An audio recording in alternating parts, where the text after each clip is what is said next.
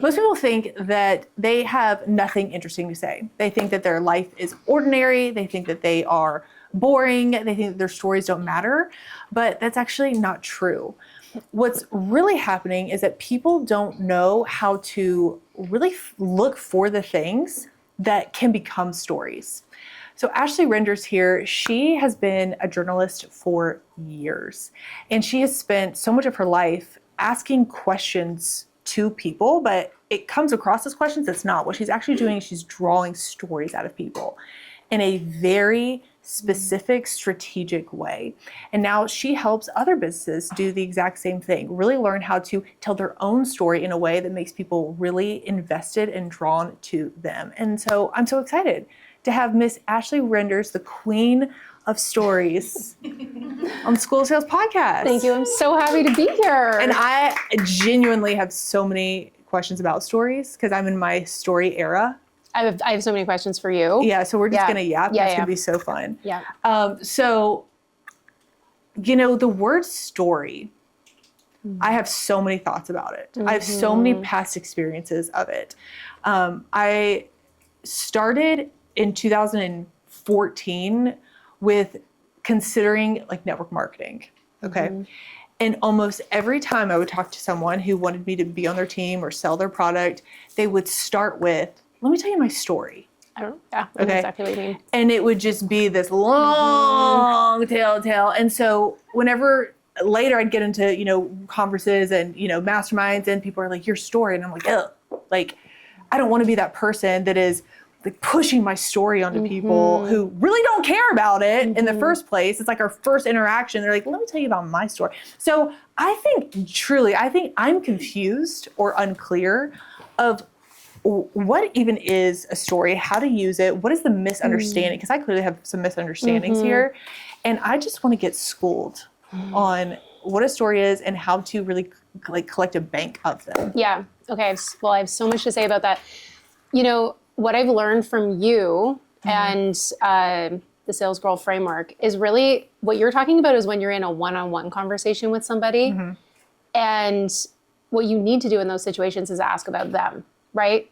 When you want to tell your story is when it's one to many and you can't just speak to one person, right? You have to kind of guess what's going to be interesting to people. And often the best way to do that is to tell a story, your story. That's the one-to-many situation. And I always tell people, as soon as you're in a one-on-one, stop talking about yourself and start asking questions. Cool. Because it becomes about them. So that's when I go into interview mode. And I'm like, tell me more, tell me more. That's when my journalism brain kicks in around, I'm interviewing you to get your story. And when I'm speaking to everyone, I'm telling my story and client stories. So that's the first thing. That's the first distinction. And that's why it felt so uncomfortable for you. Because you're like, this is supposed to be about me. Totally. Why are you asking about me? I just put that together. Yeah. And when I just bought a car in May. Tell me about it. It made me want to sell cars. Right? Because the guy didn't ask me a single question. Isn't it insane? It's bananas. Yeah. I was like, I could sell a bajillion cars. What am I doing with my life? And the best thing is you're a secret sales ninja and they have no idea. Literally, he had this equation on his desk that was like 8 meetings equals 2 sales, 12 meetings equals da-da-da-da-da. It's a numbers game. Yeah. And I'm looking at it and I'm looking at the biggest equation and I'm like, I would double that. Just because if that's the math for you and you haven't asked me a single question, if a mom came in and I asked her the right questions, I could sell her anything. Yeah. But I needed a car, so I bought from him. But I wouldn't have otherwise, But when it comes to what people get wrong about stories and why they often feel annoying to listen to, which is probably what happened to you in that call. This person was just like sharing a bunch of facts and experiences and you're like, what does this mean? Yeah, it felt like self-indulgent. Yes. Like they were indulging themselves on what they wanted to say. It's almost like they had an inside joke in their head that they were having like conversations in their head and telling me about it. I'm like, I don't know where you're at in your story. You know what I'm saying? Yeah. So what they were doing is sharing their experience and not sharing an actual story. Because if they told you a real story, you would have been like, oh my gosh, I don't know you, but you're the most inspiring person I've ever met. if they did it in the right way. Okay. And so experiences are the full story. It's everything that happened to you. It's so good. We have that. And a lot of times people want to share the experience because they want people to get it so that they feel seen. Wow. So it is self-indulgent. Yeah, it totally is. They're thinking about how can this person see me and then I can get what I want from it, rather than how can I take this big experience that's so messy, right? Like experiences, real life is messy. It's hard to really share with others. It's internal. It's your own thing. Yeah. And when you tell a story, it's a structure. It's taking very specific details and putting them in a certain order and leaving out 99% of it so that somebody can get a little taste of what your experience was and actually feel it and empathize with it. Yeah. And feel the emotion so that they can then go and do something with it. That's the whole reason that we tell stories as humans, is so that you can take some of my experience and go improve your life and maybe survive and evolve and thrive. That's why we tell our kids stories, right? It's like, let me teach you a lesson with this story. But it is structured. Every story is structured in the exact same way. Okay, let's hear it. So I have a short form version of this because the full version, I think, is 23 steps. Whew. The smaller version is 17 steps. And I have whittled it down to 6 steps for really short form content and quicker conversations. Because you don't have time to do 17 sentences in if you're meeting someone for the first time. Totally. Even if it's structured well, it might still feel a little bit long. So what it is where you used to be. Okay. What you wanted. What you tried. What happened when you tried, what you tried next, what you discovered. So what you found something else. You tried something, what happened from that, right? You keep getting the same result. Something that you found. It could be a person, it could be an epiphany, right? You could find a new belief somehow. Then you try something new, right? You're like, okay, I found something, let me try this. And then your achievement. Okay. So do it again. What you were. How used to be your pain. What you want to be. What you wanted. What you tried. What you found. What you tried. What you got. Very good. Yeah. And that's a real story with a full structure. And you were up here earlier teaching, and you shared a story about meeting a guy at the Ritz-Carlton. And I was talking with someone here afterwards, and I was explaining that is so effective, and it's an anecdote. Because it says it's not a full transformation with a beginning, middle, and end with an arc that's structured in a specific way. Yeah. It's, I was here, I met this guy, we had this conversation, and this is what happened. Epiphany. It's like, tick, tick, tick, tick. Yeah. It's kind of a tick-tock is what we call it in journalism. This happened, then this happened, then this happened, then this happened. So good. But it's not a full transformation arc, which is totally fine. Anecdotes are a type of story. Yeah. And I think people get confused about the difference, but parables are stories. Yeah. You know? Yeah. It's like, we obviously have a method, and at the very end of our method, there's evidence, and then a piece of that is stories. And I was talking to you because you were like, at one point you asked me, you're like, should I go do this? Should I go do that? And I'm like, stay specific. Stay specific in stories, because stories is where it's like the closest people reach telepathy is through a story. And I feel like I would have accelerated so much faster if I bought in to mastering storytelling and not like having this misunderstanding about what it is. Right. Like, no one wants to hear about me.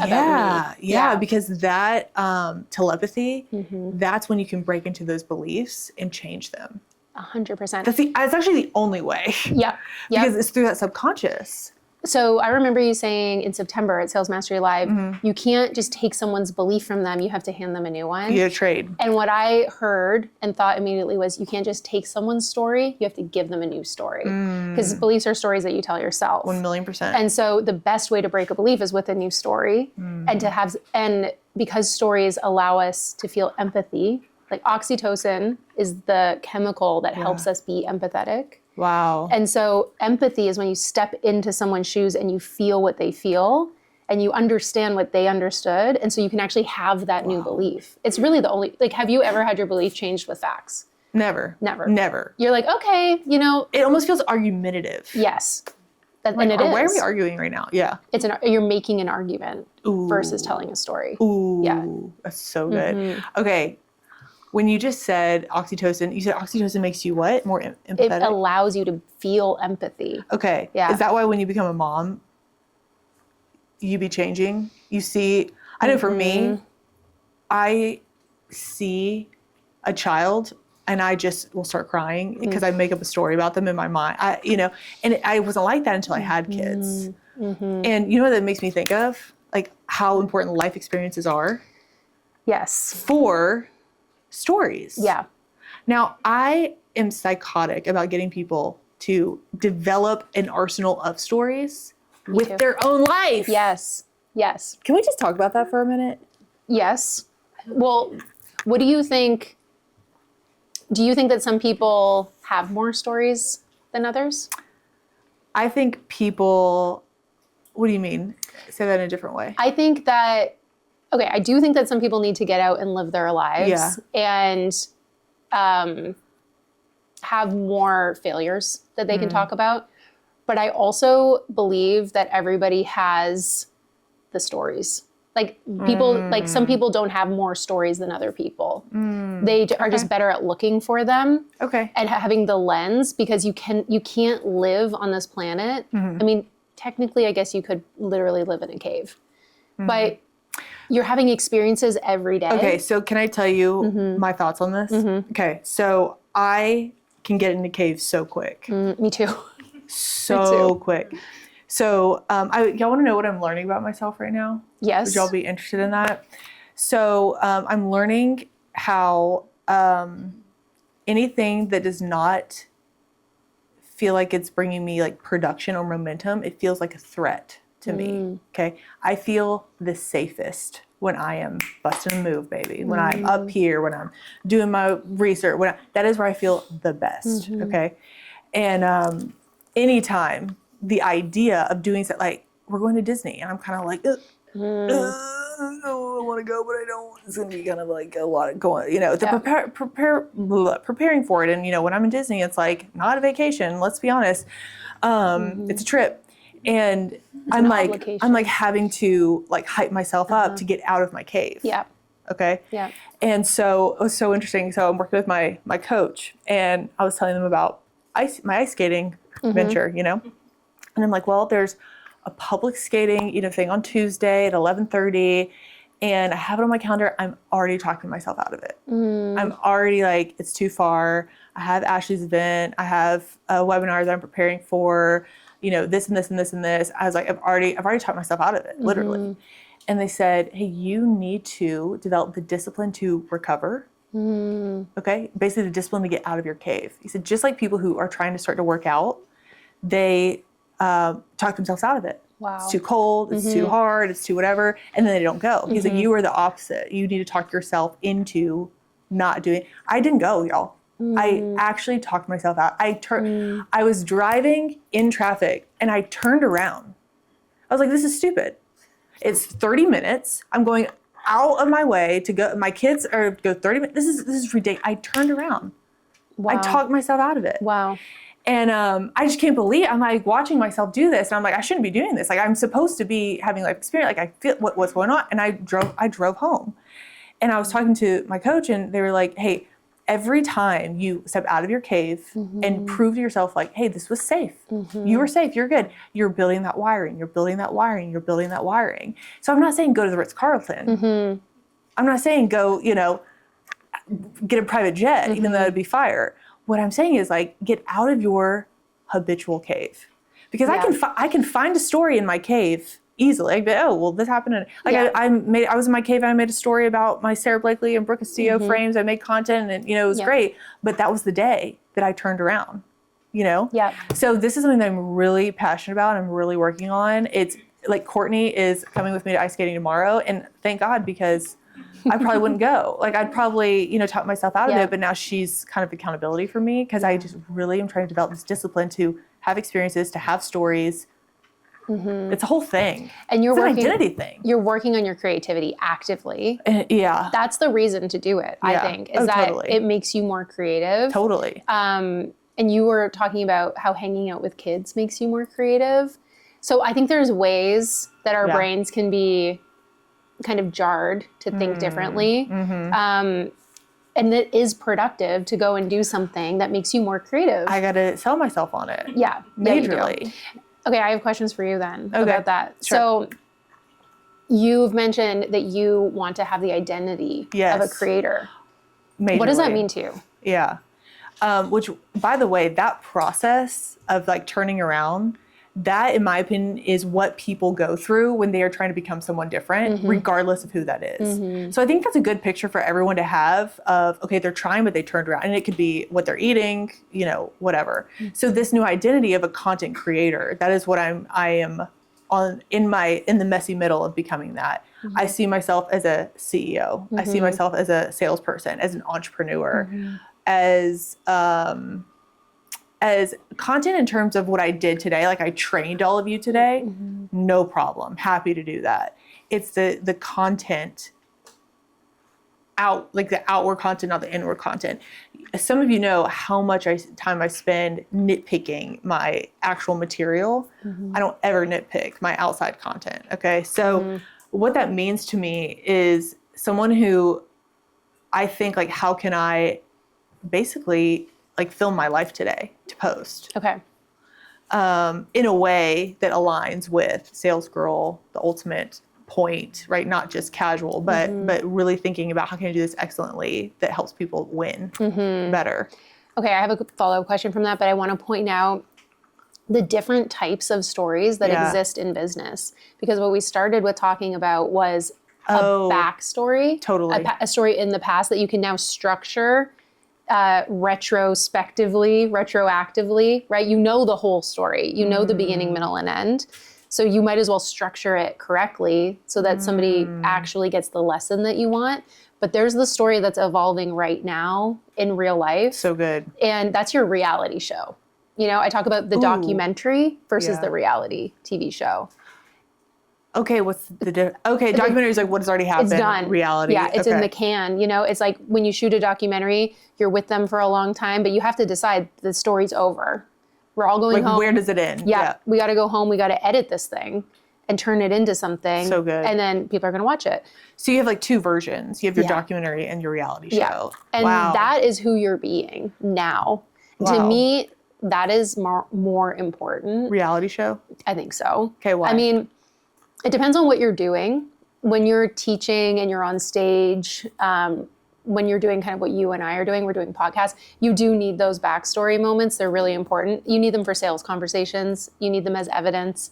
You need an arsenal of them. But I think the piece that draws people in and makes them click follow and want to stay with you is the reality show. It's the reality show. We're all so bought into Macy skating. Oh my gosh. I was so bought into your maternity leave. Really? Yeah, I was like, how is she doing it? What's she up to? And it's kind of subconscious. I don't wake up in the morning and think, what's Macy going to do today while she's taking care of her new baby? But if I see it, I'm like, for you to wake up and think that. Maybe if I had a new baby, I would be like, I wonder how Macy would handle this, But when I see it, I'm like, I want to see how this works for her. And what's so wild is I have no idea what I'm doing. Like maternity leave, like I don't even know. It was just the next best step that I felt like I could do today and just documenting it. And so that's so interesting that you're like, how is she handling this? And meanwhile, I'm like, we'll see. Yeah, you tell me. I'm like, I don't know how I'm handling this. So wild. But people, I think they get really caught up in one or the other. Yeah. And I'm constantly reminding people that there's kind of two tracks happening at the same time. And in any movie, any TV show, you're always flashing from the present to the past, maybe even to the future. We can't do that in real life, but it happens so often in storytelling that we don't notice it, but it's essential to actually understand the character. So if someone... Like me being the character, yes, you being the character. You being the character of your own social media content, your own story. If I found you today and I didn't know anything about you, I need your backstory to understand the full context and to really empathize with you. So in a movie, you'll have a main character and they're doing things, they're making decisions. They're doing things that you wouldn't necessarily agree with. And I love to use the Grinch as the example. You know, the new one. It's like my kids are so scared of it. So. Okay. Well, it's the new version, the Illumination Films version. It's on Netflix. And we don't get the Grinch's backstory in the book. We just know that he's grumpy. He doesn't like Christmas. He hates the Who's. And he steals Christmas. Yep. He's just like a bad guy. But later, they show his story. Is that what you're about to say? Well, in the movie, when he's just about to decide to steal Christmas, they flash back to his childhood and he's in an orphanage. Yeah. Oh. And he never gets to celebrate Christmas and he sees all the kids celebrating Christmas and he's like this little tiny baby Grinch with big eyes and you understand why he hates Christmas. And they have to do that in the movie. Otherwise, everything that he does going forward is you're just kind of like, I don't like this guy. So you need the empathy in that moment. And then you're like, no wonder he's like this. Yeah. You're like, oh, I wouldn't do that. But I understand the actions and I'm rooting for him. Yeah. So if you see a movie or a show that you can't really get into, it's probably because you can't root for the characters. You can't really get into the story because you can't empathize with the character. You're outside of it, watching it rather than fully immersed. That's what it means when you say, I couldn't really get into it. You're not in it. And so that's what you want people to do with your content. They come in, they see you, they're like, oh, this person's interesting. This Macy. You know, I'm intrigued. Then they hear your backstory and they're like, she started with network marketing. Mm-hmm. She's been through so much. And they're like, oh, wow, I'm intrigued. I'm in it now. Wow. Like I'm in your story. Okay, so now I have another question. Mm-hmm. I have another question for you. Okay. So, wow. Okay, so I'm working on a webinar and the sales page or whatever. And okay. So the thing, like, I couldn't get into it. Mm-hmm. What I always thought that was, now I'm like connecting the dots, was they don't have life context. Okay. So if someone is, I'm so into this breakup book or this breakup song and they play it for me and I'm like, I don't really, and they're like, how do you not love this song? It's so good. They don't describe it as a breakup song. They just, I love this song. And I listen to it, I'm like, it's good, but it's just not my context, right? And so same with like sales conversations. If someone comes to our program and they've never tried to communicate the value ever, they have no context and they're like, I don't get it. Like, right, you have nothing to apply it to. You see what I'm saying? So what you're saying is when they're like, I don't get it, they don't even have something to attach context to, right? Yep. Wow. Yeah. That's so good. And, you know, some people like some shows more than others because they empathize with it more. Oh my gosh. They're like, I have felt that. So why do I love The Office so much? Because, let me tell you why. I've watched it 4 times all the way through. I'll tell you exactly why. I can't get into anything else. I have tried. I'm serious. I tried The Summer I Turned Pretty, can't get into it. I tried it all. It's okay. I was so into The Summer I Turned Pretty because I have so much context. Okay. As like a teenager. Oh, okay. I did nothing. Yeah. Okay. Yeah. So, I played sports. I was like, maybe we should cut that part. But the with the Office, there's a UK version and there's a British Michael Scott. Yeah. And when they were adapting it for the US audience, they tested it. NBC, I think it was NBC. They tested it, and because that's what media companies do. They don't just put a show out there and say like, I hope it's good, people like it. They know exactly who the audience is. Yeah. They're testing it with like specific age groups, men versus women. Like they know the person so clearly and they realized that the Michael Scott character needed to be warmer. The British one is a lot more crass. Okay. And so they gave him all of these qualities that make him so annoying but lovable. And the UK version ran for 14 episodes. Wow. The US one, I forget how many, it's in the hundreds. It's 9 seasons. Yeah. Each season is about 27 episodes. Yeah. And I love that you know that. I know them all. Yeah. That's the difference. Wow. With really doing the testing and knowing who it's for. But they made him this really empathetic character. Every time he does something, we were like, ugh. Oh, he yeah. does something else at the end where you're, or, you know, something Totally. about his backstory where you're like, okay, I get why he's like that. Yeah. So I think all of the characters are lovable. So crazy. And when he leaves in the office, whenever he leaves, because truly I've watched him talk about it multiple times. Whenever my coach tells me I need to watch more TV, I just flip on The Office. Yeah. I have to force myself to finish it because I'm a finisher. I finish the drill, but it's not the same without Michael.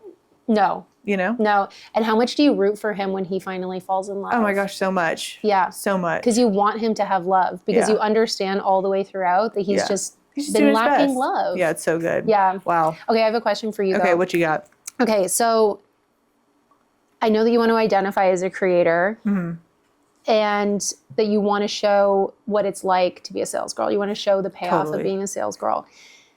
Why are you doing it? Why are you working on it yourself rather than having a content person follow you around? Okay. That is such a good question.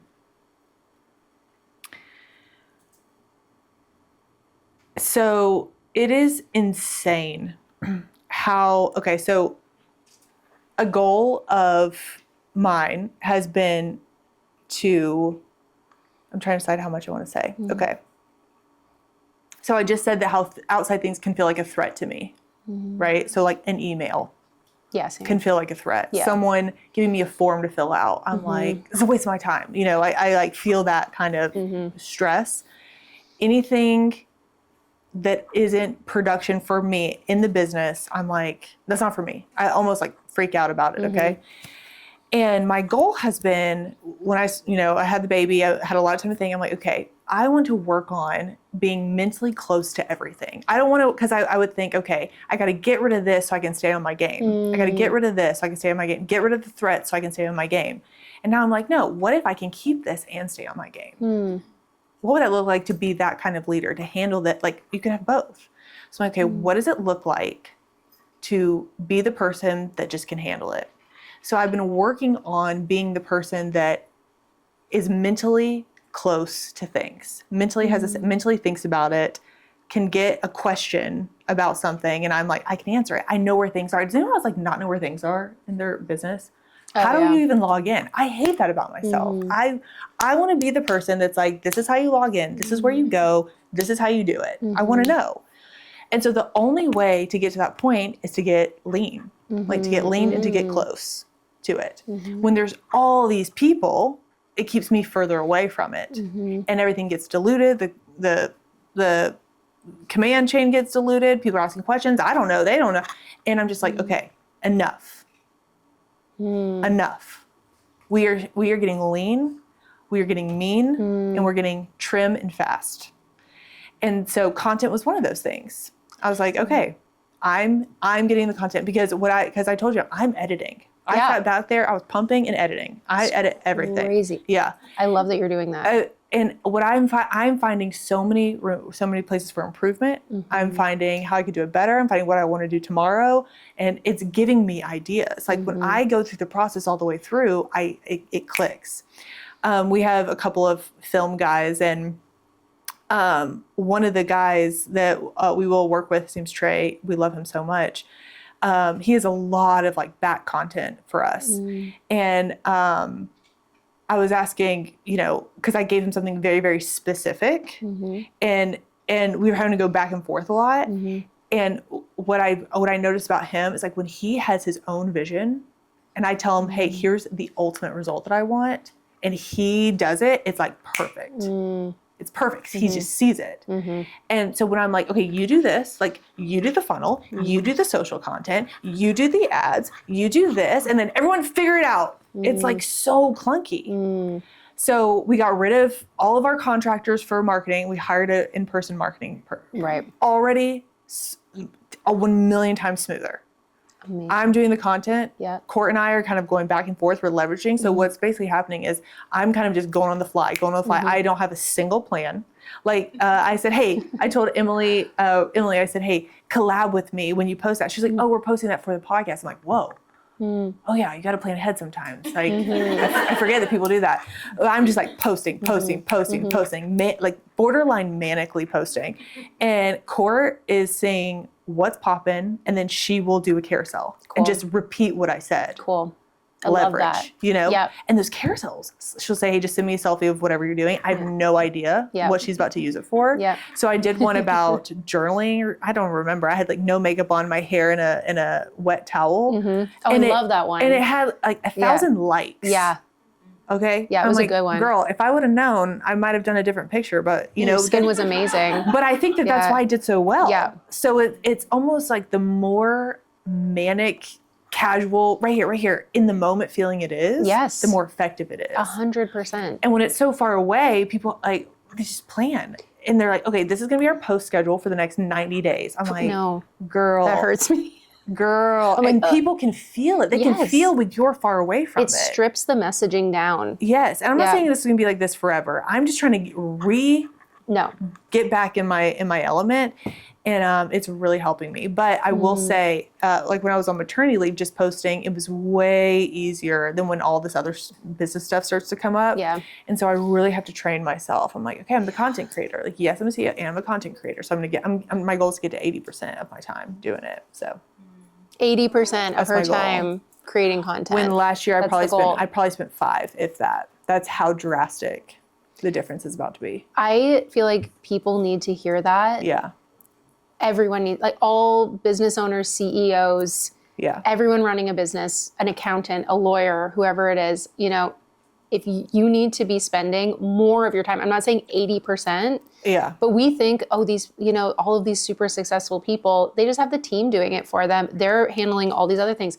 They're spending 80% of their time on their content. And my whole goal as my business has grown over the past 2 years, thank you very much, has been to get back to that, because it's so, your time gets eaten up more and more. And then you're like, I'm not selling as much anymore. Things aren't growing. And that's that, I think it's that cycle that you go through. It's natural, but you have to fight to get back there. And if you are there spending 80% of your time making content right now, it's a good thing. Yeah. And you are in a powerful position to grow your business.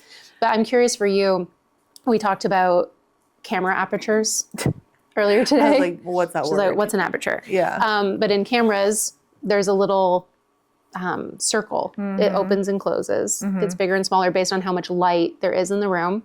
So if it's dark, the aperture opens and then you can see the image because cameras absorb light. And so I see sharing your life as this aperture. It can be small, like you can only see a little bit of your life, and then the aperture opens. I also think about how I see the world this way. So, you know, if I'm going to add something to my life, like a spiritual practice or something, like if I'm going to start meditating, I'm thinking, is that going to help me open my aperture, or is it going to close my aperture? Or if I hear like a belief, am I going to adopt that belief? Is that going to open my aperture or close? I want an open so it's aperture. Like your filter. Yeah, I want to see more of the world. And then I want to have a pretty open aperture for my content in terms of what people can see of my life. But I'm not letting everything into my content. Yeah. I'm still filtering it. Totally. So I'm curious how you're filtering it and how it feels to have a more open aperture. I don't even know if I think about it that deeply. I probably should.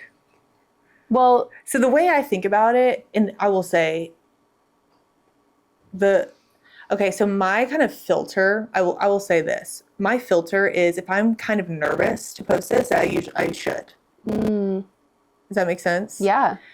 It could be, the toys are everywhere. I don't want people to see. That's good. I'm kind of nervous about that, but like whatever. It could be, I don't really know if I want people to like see me in my shower cap. I'm like, no, I should post it. Yeah. More I don't know if I want, you know, I'm embarrassed that, you know, I think one that has 20 million views of us at Waffle House. Yeah. And I started to like feel really nervous that the comments were, I had a deadbeat husband who is actually a true angel, you know, and I started to feel nervous. I'm like, should I like take it down or turn the like, no, that actually means I need to save it. So any kind of, I did something about women and working woman. Anything like that makes me nervous because I never want someone to think that I'm like putting working, stay at home mom. Like I never want that to be the tone. I want to speak to the working woman. Yeah. But people can take that however, and it's like, that means I got to talk about it. Yeah. Teaching a tactic is not scary. No. Teaching something is easy, and in fact, I would love to do more of it. But it doesn't move people, and it doesn't make you feel connected. So that's kind of my filter. And it's been so fun. I have had so much fun, and the engagement, the relationships, and someone wrote me. They wrote me a thank you letter. They took a picture and messaged it to me. For what? For content. What? Wow. That's beautiful. It was like Macy. It was in pencil. So it was kind of like smudged. You could tell that they had, and it was the sweetest, most genuine. And so that is genuinely what I picture when I'm like, okay, who is this for? It's for the Christines. It's for the Amy's. And I had their image in mind. People send me selfie videos. So like, I just gotta tell you, I'm sitting here this morning, I'm feeling, and I remember this piece of content, and it helped me so much. Thank you. And it's been life-changing for me, truly. Yeah, when people come to you with a specific piece of content, there's nothing better than that to me. For me, but also when I hear it with my clients, it's like, what more could you ask for than someone picking up the phone and saying, I want to work with you. I just saw this piece of content and I need to learn how to do that. Or like, that's the thing that I need to work on. Yes. Are you finding that you're getting a lot of ideal clients coming through? Well, it's so crazy. I'm about to do my first kind of sales event, you know, new May. And we sent an email for registration last night, and the link isn't working for half the people. And we still have, over 150 people signed up within a couple of hours with the link not working, with not talking about it on social, with one single email. And all I can attribute that to is the content. Yeah. That's like, yes, Lord knows I'm going to talk about the same thing. Nothing's about to change in the webinar. Yeah. Maybe actually it is new content. Actually, it's released for the top 1%. So I'm trying to work on some messaging for people who are already making money. It's insane how many people are making money and they still do not understand how the sales principles are lacking and how that is affecting every part of their business. So I'm really trying to speak to that person. Yeah. But usually filling the room is the hardest part for me. Once they're in the room, it's over. But filling the room, hardest part. And I have never, ever had that quick of a turnaround with such little promotion in my life. That's so usually exciting. It's ads and talking. Usually it's 3 days in that I'm starting to get some traction. One email late at night is crazy. It's crazy. And that's the only thing I contributed to. Yeah. And it's really interesting. This is how I talk about it with everyone here in the room. Is you can't just stay, I call it alpha and omega energy. So omega energy is female, and you can think of alpha as male. Yeah. Omega is very warm and inviting. It says, I've been there too. Come on in. Yes. It's safe here. Yes. Alpha says, let's go. Which one am I? Well, I'm just kidding. I always ask people, which one do you feel more comfortable in? Yeah. And alpha is sales content to me. It's like traditional sales content, right? And people tend to hang out in one or the other. And you can be an omega too much, and you can build a huge audience. I've worked with clients that have huge audiences, and then they are wondering, how do I move people to do something? You can also hang out in alpha for too long. That's probably what's been my problem. Yeah, and you're grinding. Totally. You're just like, why is this so hard? People don't want to do what I want them to do. And it's like, because you keep telling them what you want them to do over and over and over. I think I just had a breakthrough. But now you're more in omega. And so then when you're like, hey, come on in, they're like, they're rushing in because they're just waiting for you to tell them what to do. It's like building up this female energy, and then the masculine steps in, and the female's like, let's go. Like, I'm willing to go wherever you want to go, right? So it's like dating. It's like, when you get like two people and you're like pursuing each other. Oh yeah. And you're like, I'm kind of interested everything in is dating, I'm convinced. Yeah. Yeah, 100%. But you build up that like tension where they're like, I really like you. I really want to be around you more. And you feel that from your audience, right? That's why it's so exciting. Totally. You're like, I feel that people want to be around me. Yeah. And then you give them a reason to, and they they can't wait. Wow, that just made me even more excited to keep doing it. So thank you. Good. Do you think about, do you categorize your stuff as like, this is more, really? Yeah, tomorrow in this room, we're going to, everyone has a different blend of alpha and omega. And it's not one or the other, it's a spectrum. So we talked about this once. You can have, you can go from alpha to omega and back and forth, sentence to sentence. Oh yeah. See, I do that in my sales, my tone, but I don't think about it in content at all. So I think of, because I do a launch cycle. Yes. I launch once a month for a week. I do all of my alpha content in that time. The week of sales. Okay. So I have it marked off in my calendar. Wow. It's a green on my calendar. It's like, this is alpha season in this month. As soon as the cart closes, it's connection. It's like, let's go back to dating. Let's warm everyone up again. And that's also reach content. So when you say alpha content, give me an example. It's, well, I teach it like an alpha storytelling framework, which is a way to tell a story that tells people where to go and what to do. And you know when people say, don't talk about yourself in your content, don't say I, this is what they mean. They mean like, you have this problem. You want this, right? Very traditional. You would be so familiar with it. It's an ad. So I'm sending emails that are like, hey, you want this, right? Got it. And so then omega is more. Omega is like, this one time I failed at this thing. Got it. And it's like, we're connecting. Wow. And I'm telling you about my life. And that's where I go behind the scenes and I talk about my goals and my interests.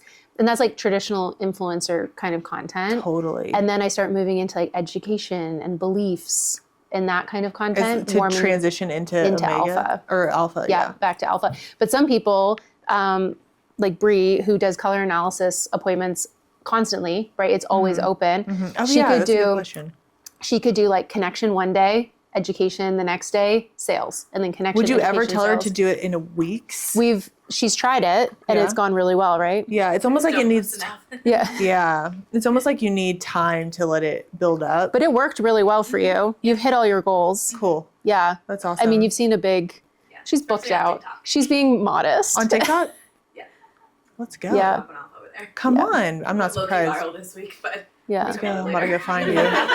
You went low-key viral? Good. She went viral on TikTok is what she said. Amazing. That's awesome. Yeah. That is so good, Ashley. Like genuinely, that's so good. I mean, I think I'm able to kind of flow with it. I don't think about it super carefully. Well, it's a part of you now. Yeah. I'll glance at my calendar and be like, what are we doing right now?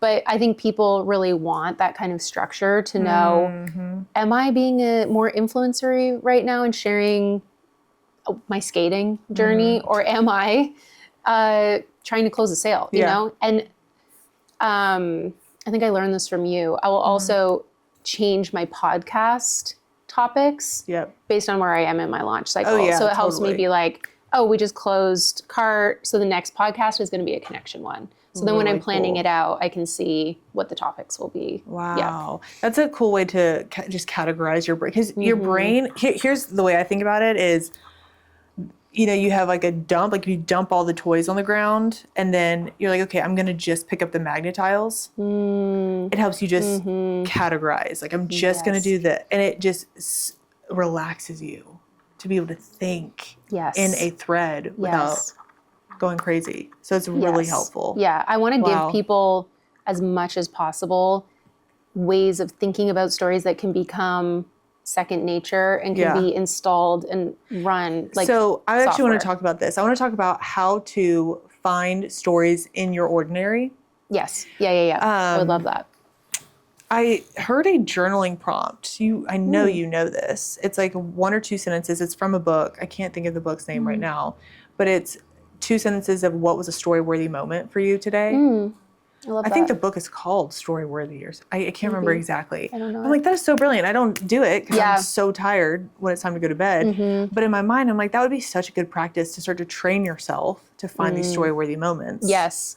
So what I really love helping people do more than anything, more than learning a storytelling framework and being able to tell a great story in a webinar, you know, wherever.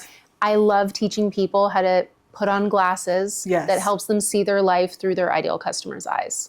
Okay. Because like you said at the beginning, most people think they have nothing interesting to say. Yep. And most of the time it's because they're not valuing their experience and their thoughts. Because and it's like, whatever, it just they've happened. forgotten. Yeah. They forgot how bad it was before, and they can't I've not see how good forgotten. it is now. But that's because you're a sales girl. Yeah, I remember. You think about the payoff all the time. Yeah. But there's so many, fitness coaches and even accountants and people who forget how hard it was before they learned their skill. Wow. And they think everybody knows this, right? Like if you were a chiropractor, because you're working with your clients every day, you think everybody knows these things, or I don't have anything interesting to share in my life, but you are doing things in your life differently every day without realizing it. And Bree's such a great example. I love using this example because when we were at Sales Mastery Live in September, there was a merch table with so many cute things on it. And Bree went up to the merch table and she said, there's nothing in my season or there's nothing in my style or both, right? And so it was easy for her to say, I'm not buying anything from the merch table this time, sorry. But yeah, but she was like, it was easy for her to be like, I'm not adding anything to my my closet today. Yeah. And other people would walk up and be like, oh, that's so cute. I just want it because I like it. Okay. And so that's a different way that she is seeing the world. Like I see it as that Julia Roberts meme with all of the equations going past her. 100%. It's like you're calculating differently than everyone else. Yep. And so she turned that into content. Yeah. She's like, there it is. Boom. Done. Yeah, totally. And that's a payoff of knowing your colors and your style. Yeah. So I see my life, everything I do, I see it as, is this a payoff to knowing how to tell your story? Is this relevant to my ideal customer? Would they care about this? But there's a lot of parts of my life that people would care about. There are a lot. There are. Like they would care how I parent my daughter if they have a toddler. They might care what's going on with my friends. But that doesn't make it through the filter because it doesn't sell the payoff of knowing how to tell your story. So you don't share anything outside of the payoff? I will sometimes when I'm in connection mode just share, we went to chop down a Christmas tree today. Yeah. Because I want people to see a little I think bit of that's my totally life. a payoff. You can make anything a totally. payoff. Story of my life. Yeah. And I'm thinking in a super nuanced way. Yep. Where, they're like, oh, she got to go to Costa Rica last week and today she's cutting down a Christmas tree. So I did a lot of like rainforest to winter forest. So fun. So fun. But it's that intentional. Yeah. I'm rarely I don't think I've ever just thrown something up. Wow. Without thinking about it. Wow. Yeah. See, I am never thinking about it. But I'm always posting. Your software is installed Yeah. because you think in payoffs and you taught me to think that way. Yes. And then I was able to attach it to the storytelling. Yeah. So you just already have that. Yeah. installed. Forever ago, I did a day in the life and I went and got my nails done in the middle of the day and someone commented and was like, LOL would never take PTO to go get my nails done. And I was like, whoa. Yeah. You have to take PTO to get your nails done during the day? Yeah, it's like this little payoffs. I'm like, dang. And that became content for you 100%. in your training material. 100%. I'm like, that is a payoff that I take for granted. Yeah. Majorly. Yeah. Yeah. Majorly. And that gets you into conversation. And you're like, oh, the people are thinking this way. Like your whole teacher giving money to teachers gave you so much information about how people think about money. Ooh. That part. Yeah. Yeah. So it's a cycle. Okay, I want to ask you about, you did a post saying I was coming to your amazing event. And you started with, I have an ace, like a ace in your card. Ace up my sleeve. Ace up your sleeve. Yeah. How did you get, tell me your thread or your thought of your way of thinking to be like, okay, Macy's coming. Here's my way to say, how did you get there? Because that was so good. Oh, you liked it? Oh my gosh. Oh, thanks. It's amazing. I, for that one, was thinking about the hook. That was the ace up the sleeve, like a visual hook.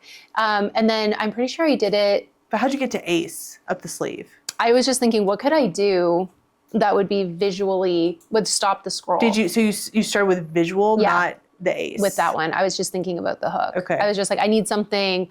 I can't just sit down and be like, I have to tell you something. I have an important annount. Yeah, that's something I probably would do. I was like, people need to hear this. I need to make sure that they get to the part. So good. I could have just been like, Macy McNeely. Yeah. And people would have been like, huh? But I was like, let me do something, wow. interesting. See, okay. I could talk about hooks all day. I think about that for ads.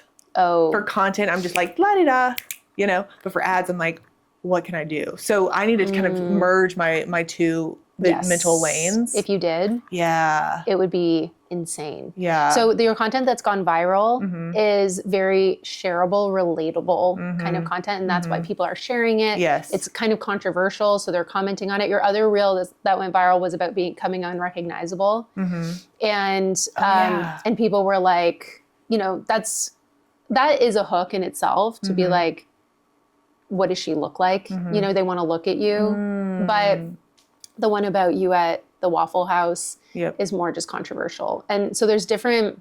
Which I never would have thought would be controversial, by the way. I know, right? But that's why you have to post it, because you just never know. I posted this Brene Brown one that like people went bananas over. So much arguing in the comments. Yeah. But that kind of content kind of can sometimes not... It doesn't matter that it went viral because people are just fighting about nonsense.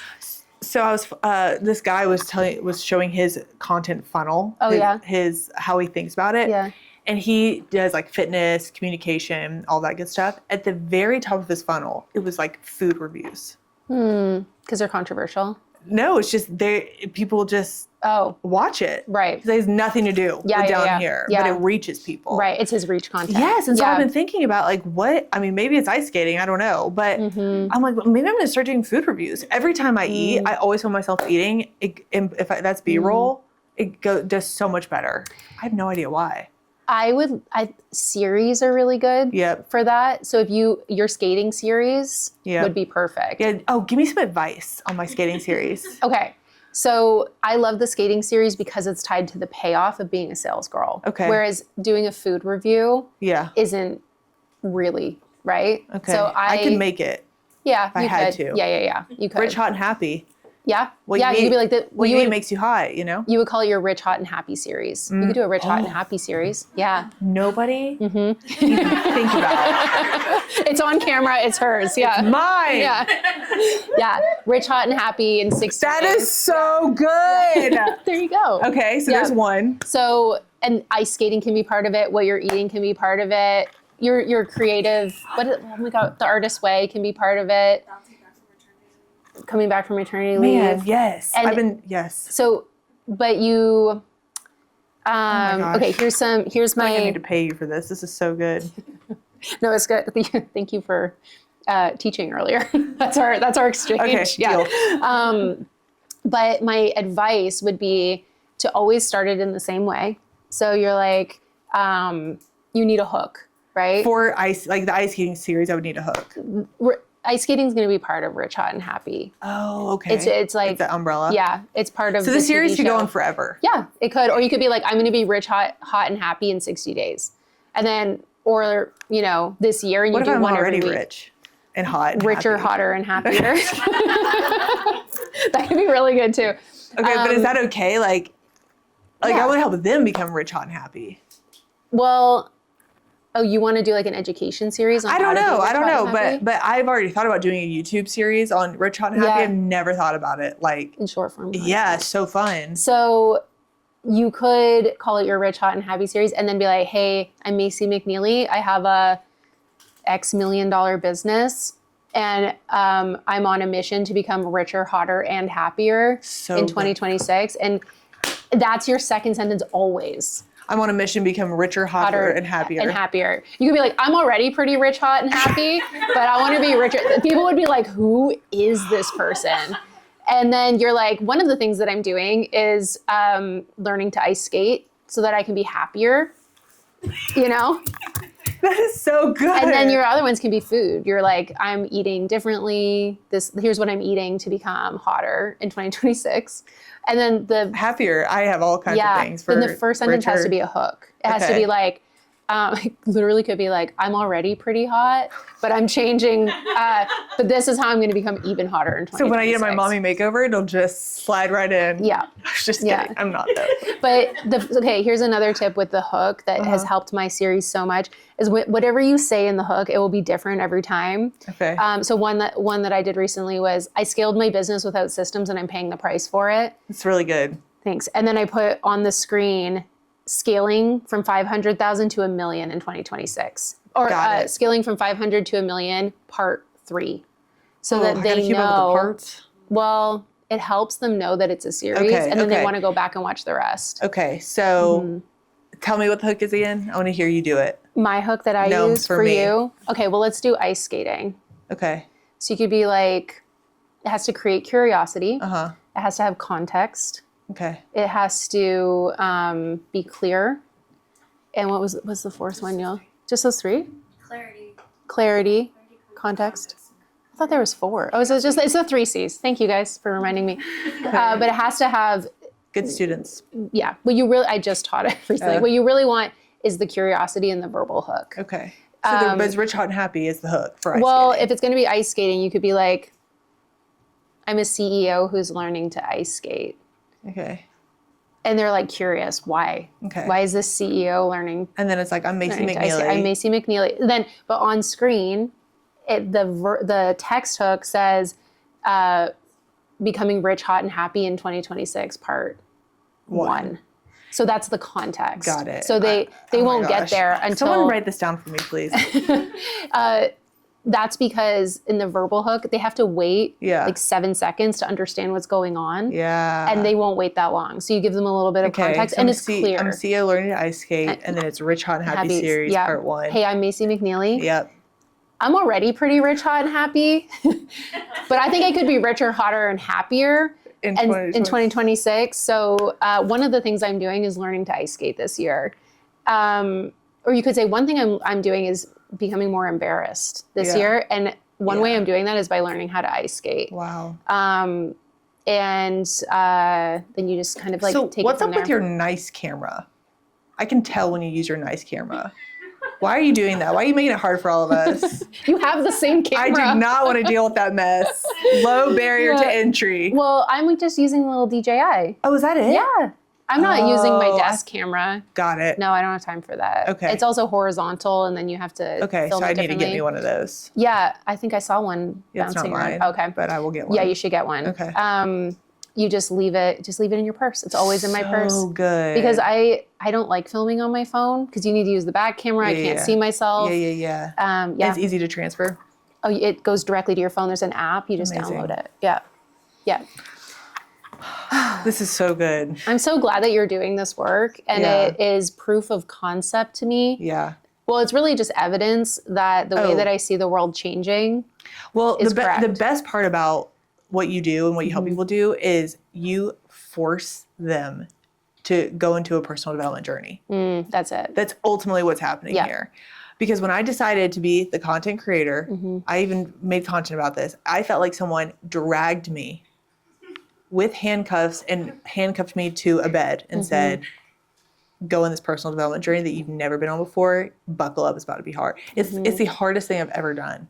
This season has been so challenging, so just painful, and it has been amazing. The beauty that has come out of it has been life-changing. And to imagine not experiencing that is devastating. So you give people the opportunity to experience that. That's what you're ultimately doing. I'm always thinking I like giving people the opportunity to be more themselves. Yeah. And That's so good. My whole why behind my business is to help women tell their stories and be more themselves in the world. That's why I was in the film industry to begin with. Yeah. So, yeah. One thing that I think that you had, I'm sure you already do this, but you'll have to get really good at because is helping people find a compelling reason. And the reason I say that is, it's always been in the back of my mind, like I should do this more. I should be better about this. But it's not until my compelling reason clicked that I committed, and then I was locked in my room. What was your compelling reason? Well, I'll tell you an example of like weight loss. Yeah. I after I had the baby, I gain a lot of weight when I'm pregnant, like a lot. And then I obviously want to lose it. But with my second one, I just could not lock into that compelling reason. I would wake up in the morning and I'd be like, I'm going to eat so good today. And then it'd be 4:00 and I'm like, screw it. Okay. So that means that compelling reason isn't strong enough for me to lock in and be willing to suffer. Because when you're in that reason, you're like, I'm good to suffer because the reason is so great. It pulls me forward. And when I made the connection that my brain is a reflection of my body, my body, excuse me, I should say my body's a reflection of the state of my brain and how desperately I care so much about my brain working and being clear and being smart. And that matters to me. It doesn't matter to everybody, but it matters to me. When that clicked, I was like, I'm in. I'm will. And so in 2 months, there was a 2-month span, I think I lost, honestly, like 25 pounds and made, I think it was 1.5 million in 2 months when that lock-in happened. And what's crazy is my results proved my belief was that my body is a reflection of my brain and my brain is the moneymaker. That's so good. It locked in. And so once I had this baby, I was like, my reason locked in again. And I was able to do that. So I don't really want to talk about my compelling reason for it right now. But I locked in and I was like, I'm doing this. That's why every time you have a baby, your life up levels. You have a new reason. Well, it's the same reason. It's just like, I just love that feeling, that sharpness, you know? But like in general, I feel like women, like you were saying earlier, it's like my life up levels every time because you have that new compelling reason. Yes. Or it just gets stronger or something. And then I'd have evidence I've done it before. And so that makes it even stronger. And it's like losing weight is the hardest thing ever. It's the worst. You're hungry. You're tired. You're frustrated because your kids are screaming and you got problems and when you're making a lot of money, you have more really big problems. And so all you want to do is hide and eat and private. And it's so hard. But when you lock in, you're like, wow, it was worth the suffering. Yeah. The people who have had the most success with the work that I do have a really compelling reason and it's connected and people to have their a hard families. time discovering it. And I don't know how to help someone discover that. I think it's a personal journey, but if that's something that you could help people do, which also helps them to be somebody that's, goes through a story to be able to tell, would be fire. That's why I'm always so curious. I'm like, what are you thinking? Because so much. Why are you doing this work? And how do I help other people like you want to do this work? Because somehow you got there on your own. Well, this was a little bit not really my choice. It's kind of what it felt like. You had to find your identity. I had to find my identity. My journaling practice has really helped me bring awareness too. That's been huge as well. It's like discovering that. So it's just been amazing. And I think about you all the time now. Good, because I think about you all the time. Good. Not that I didn't think about you, but I'm just like, oh, like this, like her work is so important. Yes. Yeah. That's so good to hear. So thank you for doing the Lord's work. Seriously, you're helping. Look at this. I know. So good. Can y'all just like say, Ashley, we love you? Thank you. Can you all clap for Macy too? Y'all are so sweet. How good was that? Do y'all have any like questions or thoughts from that conversation? Did y'all enjoy it? Yeah. I love hearing your epiphanies that she's giving to you. It's fun because I've seen the two of you for a year and a half interact, so it's fun to see you learning from her. Our brains. Oh yeah, no, she is brilliant. Thank you. Like, I don't have favorites, but you are really good. Thank you. And the reason I say she's so good, so the offer that she had, which doesn't exist anymore, was private boxer. She had the best questions. It was like you could tell she had observed, she had marinated, she had thought about it, and then it was never a panicky question. And I was like, I feel like you can actually relax and we can have a conversation about this and you listen. That's why I know you're a journalist. You actually listen. And what sometimes I think people do is they listen and then they find something to fight against. Who said yeah? Yeah. They find something to fight against. That's like their point of listening. You take it all in and maybe you sift out later, but you just are brilliant, genuinely. Thank you. Genuinely. Respect. Thank you. That means a lot. I love being together because I'm always like, every time you would teach or we would be in this room, I'd come up to you after and I'd be like, Macy, I'm just like, you'd be like, yeah, we're both psychos. Is what we have in common. We're psycho. We are. We get each other. We do. Can you imagine us like going to the beach and just being psychos together? Just 100%. Like what would come out of that? So like, fun. Oh my God. Yeah. And the content. That's the point. The content. Yeah. So, it is fun the banter is, so we could talk all day. All day. Like weeks. Yes. And I think that's what made being a part of your world so fun. Is like, I don't have people to banter like this. And the thing about when you grow and you develop, your brain just hits new levels and you're like, I cannot talk to people who don't think like me. Does anybody else feel that way? It's so challenging. And so it's really fun when clients become friends. Yeah. It's really special. It is. Because it's hard to find that. You have a question, ahead. Steph? So my question Let's is repeat about it. the aperture piece. And actually, you said something earlier when you were like, "Oh, do you think you not exhausted LinkedIn? Do you do aperture of life based on stage of business, based on goal, based on how you decide?" Can you repeat her question? Yeah, that's such a good question. It's how do you decide the size of your aperture for your content and your business? What's the criteria, right? For me, it's what type of business are you running and who's your client? Because when we were talking earlier about, if your client is Sirius XM, how much do they care about your personal life? Or if they're Nike, a huge corporate client, what do they actually care about? How much of your life is relevant to them? It might be a smaller circle, and then you might need to do more alpha content. So your mix of omega and alpha is going to be leaning more on the alpha side. That's amazing for you. And that's why, oh my gosh, I could talk about this all day. There is no marketing, one size fits all marketing strategy for any business. I could never say to you, you have to be on Instagram. You need a YouTube channel. You have to be telling your story, share your life, if I don't know who your clients are and what they care about. And where they are and where they're looking for you. So if your clients are on LinkedIn and that's doing really well for you and it's an HR person, or whatever department, gifting department is looking for you, be on LinkedIn, put your ads on LinkedIn.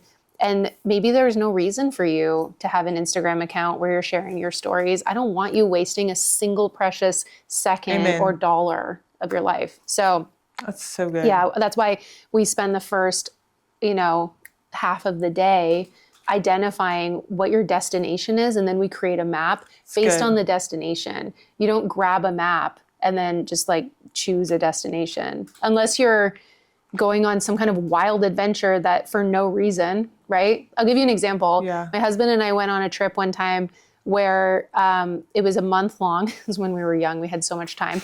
I planned the first 2 weeks and he planned the second 2 weeks, and neither of us knew where the other person was taking them. So fun. So I got on the plane and I literally didn't know where I was going. He wouldn't let me look at the screen or anything. So we landed and I didn't know what country I was in, didn't know what we were doing. That is what it's like when you say, I'm going to start an Instagram account for my business without thinking about your goals, your revenue goals, who your clients are, where they're looking for you. It's like landing in the wrong country and you're like, why don't I know where I'm going or how to get around? You start with, I want to go here, and then you get the map and you make the path to get there. Did y'all notice her campfire story, by the way? Yeah. Perfect. Yeah. I've never told that story before. So good. Yeah. It's like, I use the analogy of, it's like following a map for the wrong country. Because your clients are looking for you on LinkedIn, but you're over here on Instagram posting about what you ate that day. And of course, you're not working towards your goals, and then you're spinning your wheels and you're like, social media doesn't work. Totally. And you're like, yeah, it doesn't work for you. That path doesn't work for you, but this path would work for you. Really good. Yeah. Yeah. Does that help? Jacqueline? Oh, sorry. Yes. Sorry. The follow is do you separate that by post and stories, or it's no, you just have to.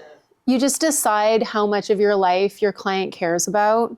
And then remember that we wrote down a list of all of the things that your client finds relevant about your life. I would do that. That's just make a list. It's a good exercise. Yeah. And then what do they believe, right? What are those big beliefs standing in their way? And those are your kind of pillars. We're going to do pillars tomorrow. Yeah. Yeah. I like that exercise. What does your client find relevant of your life? That's really good. Yeah. So what I do is a Venn diagram, and there's you, your ideal client, and the payoff of your offer. And we spend time going through everything that your ideal client finds relevant. We write that down, and then all the payoffs of your offer. And you find what's in the middle. Where do you, that client, and the payoff overlap? Yeah. That's your aperture. Really cool. And it's small, right? It's a fraction of everything else. Wow. Yeah. So Rich, Hot, Happy could actually be 100%. The middle. It ticks all the boxes. It really does. Passes the tests. Man, tattoo Yeah, it. yeah. That would be awesome when you're 90, rich, hot, happy. Can you imagine? Like, my grandma has a Respect tattoo. on my name. My grandma has a tattoo that says rich, hot, and happy. Grandma's money. Yeah, I love it. Talk to us about challenging ourselves in journaling as we're really working towards maybe a new identity or enhancing an identity, or stepping into $10 million us. Okay, she said talk about some journaling. Challenging, yourself yeah, with how to journaling. important that journaling has been, and like the tips you have for starting. Yeah. So I do have a YouTube video coming out soon on journaling. So the artist's way, which we talked about, one of the first things that Julie Cameron says is to do morning pages, which is 3 full pages of journaling, your stream of consciousness. And, you know, I've always journaled really positively. And what she's taught me is there's kind of like a serpent in your head that's telling you why it's won't work, why this is stupid, why you should do something else. And when you kind of journal from whatever is up there, you're able to decipher the serpent versus you. And it takes away that power. So it's been really interesting, me journaling in a very mopey, complainy, negative, whatever's up there way. Just dump it out. I call it the brain drain. There's a brain dump and then a brain drain. The dump is like all my open loops. The drain is just drain out what's up in there. And when you spend any amount of time journaling about a problem, the complainy stuff in you, it's borderline impossible not to start thinking about a solution. It has been wild what's up in there. This is what I've realized. This is what has revealed to me my weird relationship with time and thinking that anything outside of production is a threat to my time. That's where it came from. I'm like, why am I like, I had like pre-ordered, guys, I'm learning. Okay. I had pre-ordered something or from the app Starbucks. There's a Starbucks right here. And I was going to go pick it up and there was a line to even get in the parking lot. And I'm like, I just need to park, you know? And I said, fine, I'll just leave it. And I left to come here and I did my 3 pages. I was like, why do I feel like I don't have the time to just go get the thing that I already ordered? Like what, and I didn't even realize that I had all this like weird stuff happening in my mind thinking that things were a threat. Like that line was like a threat to me. And I was like, I'm going to go back and get it. And so I like stopped journaling, went back and get it. And I'm like, that literally took me, like Macy, you know? So I just am bringing all this awareness of all these weird things that are happening.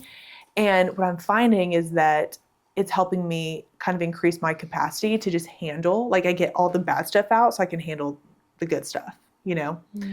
And now I'm starting to notice the serpent, like what's not real versus what is true.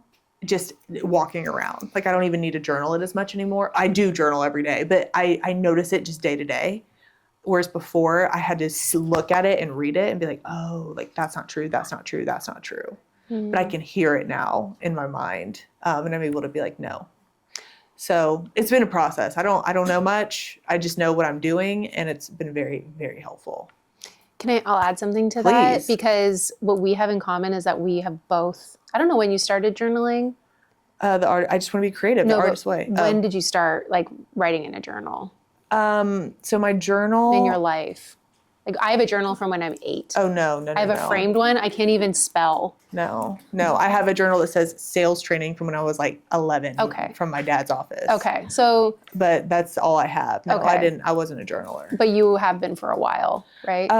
Yes, but it's been more of like very positive. Okay. Like very like, here's who I want to be. Here's who I want to become. Here's who I want to become. And not like, wait, what's in the way of that? What am I actually thinking? Yeah, what am I fighting against, you know? The reason I say that is just that one of the roadblocks that I see for a lot of people is not valuing what you're actually thinking in terms of it being able to help others. And there's just this underlying belief for whatever reason, I don't know why, that you don't have anything interesting to say or any valuable thoughts to share. And my MO, my assumption every day is there's something in here that is worth sharing today. And I think that comes from being a journaler, that I've been paying attention to my thoughts for so long, that I'm used to writing them down. So I think that the practice of journaling can also help you with that belief that you can find a nugget somewhere in here today. And I'm always like, I'm looking for it. Like I'm in the shower and I'm like, what's it going to be today? Yeah, that's good. You know? Yeah. Yeah. But the 3 pages is critical because you will get to 1 and be like, what else am I supposed to write? And it's frustrating. And I will just write, I don't know what to write, I don't know what to write, which is complainy. You know, this is annoying, this is stupid. And then I'm like, well, you know, and then I just start trailing. So, yeah. Caitlin. So I asked Ashley a little bit about this yesterday, but I'm curious your thoughts too. With Sales Girls and with Story School and all the things, I feel like you guys have such like an identity to sell of like you can become this person. This is a thing you can step into, and I feel, and it's a thing you have experienced. Where I feel like selling branding photos, which is what I do. I'm like my life wasn't changed by doing like by having my photos taken. So Are you sure? I don't know. It's like I feel like it's not, like I don't have like a thing that I want every woman to become, I guess. Or, and maybe I just don't have the words for it yet. Yeah. But I'm So just she's curious. asking, she's saying, hey, I feel like you have an identity to sell. Your life was changed. I don't know if my life was changed when I had my branding photos taken. I would question you on that. Mine was. Yeah, I would question you. Why do you say that? I didn't do brand photos until October, which was a solid year and a half into my business. And which they're so good, by the way. They're some of the best I've seen. Thank you. That's because I knew I needed to tell a story with them. They're so good. And I found a documentary style photographer. That's what I was looking for. She doesn't call herself that, but I know what it looks like. Yeah. A documentary style photographer, like they take photos of moments in real life as they're happening. And I would fly her here. That's how good they are. We can arrange that. Yeah. I'll come with her. We'll hang out. She would do it. I already know because other people have asked. Cool. So I knew I wanted a documentary style photographer. I said no studio, right? We talked about that, no backgrounds. And so, but the way that it changed my life is that I waited so long to do it that my business was, I reached the point where I just felt fake or something, you know, like I was a fraud. Every time I went to make a sales page, I don't even know what I was using. My identity as a business person no longer matched the images that I had. And when I got them back, because I had my colors done, I had my style done, and the colors were cohesive, you know, everything. Your new haircut. Yes, I had my hair color changed. Yes. And it told a story. I was in different locations. I was like, that's who I am. Yeah. And now it's all over stories. My program feels more like me because I have images of me that I'm proud of. So all the branding feels more cohesive. And I felt like as we were doing the photo shoot, I'm like, yeah, I am that person. And I want to do it again now because, and honestly, the photos that are being done here by Lauren, as I see them, it's reinforcing that identity. And I'm going to go back and look at them again and again. And I'm like, oh yeah, I am that person. And I can do it again now in a bigger way. Yeah. That's good. But instead of thinking maybe about how your life was changed by having your brand photos done, you could think about how your life has changed by doing people's photos. Think about seeing that. Yeah. And what it means to you. Why do you like taking people's brand photos? Yeah. It's good. Really good. My campfire story, I'm a brand photographer also, but it was like most people think they need brand photos. What they actually need is permission to be seen. Totally. We start with strategy and mindset, not the camera. We start with the question, what's keeping you from showing up? Because the real problem isn't bad photos. It's the voice that says you're not ready, you're not polished enough, and you're not something enough. But my job isn't to make you look different. It's to show you what's already there. Yep. So you can finally stop hiding behind the stock images and start being chosen. Because visibility isn't vanity. It's the gatekeeper to opportunity. I'm Sarah. I'm healing my visibility wound through my story. And I help professionals skip the steps that held me back. Girl. Visibility is not vanity Yeah, that's good. is so good. That was amazing. Well done. Yeah, that was good. My gosh. Yeah. That landed for me majorly. So if you took anything from this conversation, hopefully you feel so inspired to go through the personal development journey of who you become in the process of being and holding the identity of a storyteller or a content creator, or even just someone who is excited to be visible. If you want to learn more from Ashley, we're gonna put all of her information in the description below. See you in the next one. So good. Thank you. Gosh. Thank you.